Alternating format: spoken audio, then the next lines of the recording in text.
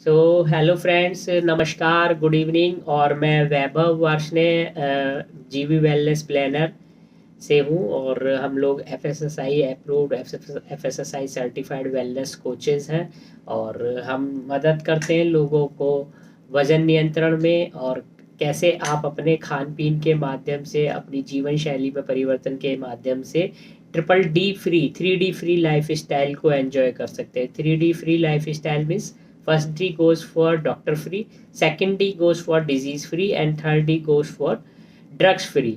3D free life style जो आज की डेट में एक बड़ा चैलेंज बन चुका है हमारे लिए। क्यों? क्योंकि अभी तक हमने क्या सुना था, अभी तक हमने जब हम पढ़ते थे, स्कूलिंग करते थे, तो हमने सुना था वायु प्रदूषण के बारे में, एयर पॉल्यूशन के बारे में, हमने सुना था जल प्रदूषण के बारे में, वाटर पॉल्यूशन के बारे में, हमने सुना था मृदा प्रदूषण के बारे में, सॉइल पॉल्यूशन के बारे में, हमने सुना था ध्वनि प्रदूषण के बारे में, नॉइज पॉल्यूशन के बारे में। लेकिन आज एक नया शब्द, नई चीज, नई परिभाषा हमारे सामने पॉल्यूशन की आ चुकी है, एक नए रूप में आ चुकी है। That is food pollution. Food pollution means आज जो फूड हमारे पास है, जिस फूड को हम रेगुलर रूटीन लाइफ में कंज्यूम कर रहे हैं, क्या वो फूड प्रदूषण रहित है या प्रदूषण सहित है? ये एक बड़ा चैलेंज हो चुका है।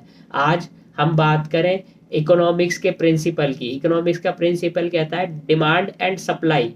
जिस रेशो में आपकी डिमांड है, अगर उस रेशो में कोई भी वस्तु सप्लाई हो रही है तो उसकी क्वालिटी अच्छी होगी, उसका रेशो अच्छा होगा। लेकिन अगर कहीं ना कहीं डिमांड या सप्लाई में रेशो मेंटेन नहीं है, डिमांड एंड सप्लाई बैलेंसिंग नहीं है, तो वो हमारे लिए चैलेंज बन जाएगा।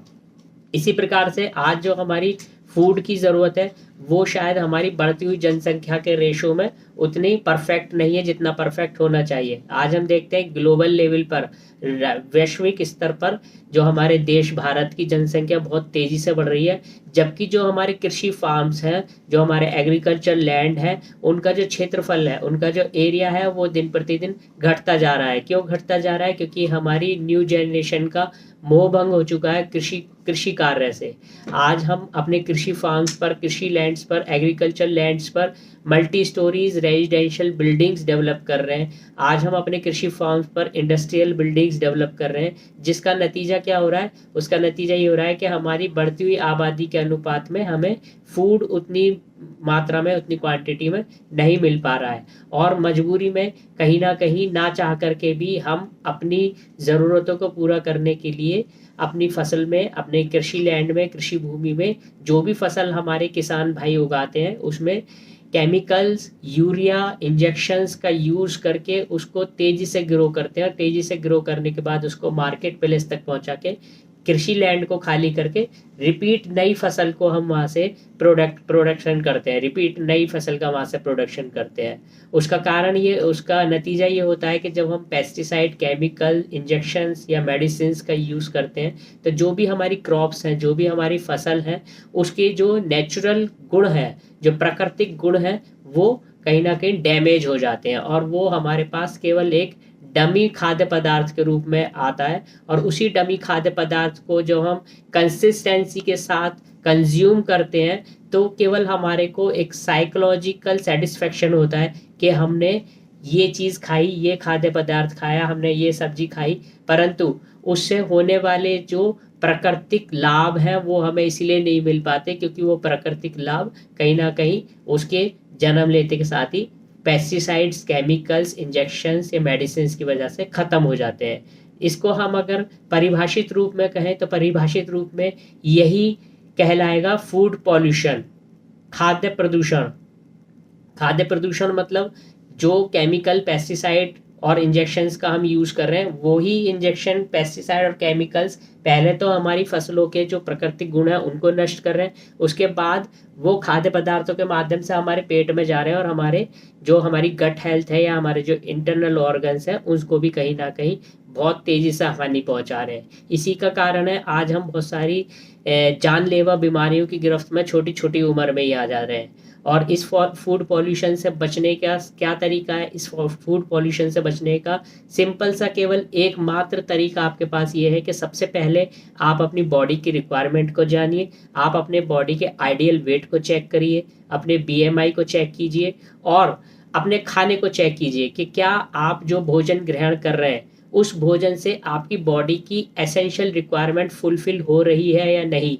अगर नहीं तो ज़रूरत है वक्त रहते समय रहते आपको कुछ ऐसे सपोर्टिंग फूड की जिससे आपकी बॉडी की essential requirement of nutrients, micronutrients, macronutrients, vitamin, calcium, fibre and essential requirement of water ये फुलफिल हो। क्योंकि जब तक ये फुलफिल नहीं होगी, जब तक आपके ऑर्गन्स आपके लिए प्रॉपर वे में वर्क नहीं कर पाएंगे और कहीं ना कहीं आप समय से पहले बीमारियों की गिरफ्त में आ जाएंगे। आज हमारे देश की जीडीपी का एक बड़ा हिस्सा स्वास्थ्य सेवाओं पर खर्च हो रहा है। सोचिए, अगर हमने देश की बात छोड़ दीजिए, आप अपने परिवार की बात पर आ जाइए। आपने अपने परिवार का जो हिस्सा दवाइयों पर खर्च हो रहा है, मेडिसिन पर खर्च हो रहा है, वो हिस्सा आपने स्वस्थता की ओर कदम बढ़ा के बचा लिया, तो तो आप आने वाले कल में चहुं और विकास कर पाएंगे, चतुर्दिशा विकास कर पाएंगे। तो इसलिए हमें फूड पॉल्यूशन को जानना है, समझना है और अपनी बॉडी की एसेंशियल रिक्वायरमेंट को फुलफिल करना है किसी भी तरीके से, फूड के माध्यम से या अदर सपोर्टिंग फूड आइटम्स के माध्यम से। इसी तरीके की जानकारियां हम आगे भी आपके लिए लाते रहेंगे और ऐसी जानकारियों को लेने के लिए आप रेगुलर हमारे चैनल को वॉच करते रहिए। बेल आइकन पे क्लिक करके सब्सक्राइब कीजिए, लाइक कीजिए, फॉलो कीजिए और हमारी सर्विसेज को डायरेक्टली आप लेने के लिए हमारे से व्हाट्सएप के माध्यम से जुड़ सकते हैं, जिसमें हमारा नंबर है 9808090873 एंड 8630352151। इसके अलावा आप हमारे फेसबुक पेज जीवी वेलनेस प्लानर के माध्यम से भी हमें फॉलो कर सकते हैं और इस तरीके की हेल्दी इंफॉर्मेशन आप वहाँ से ले सकते हैं। तो बने रहिए हमारे साथ और स्वस्थ रहिए, निरोगी रहिए, 3D फ्री लाइफ स्टाइल को एंजॉय करते रहिए। Thank you everyone, thank you.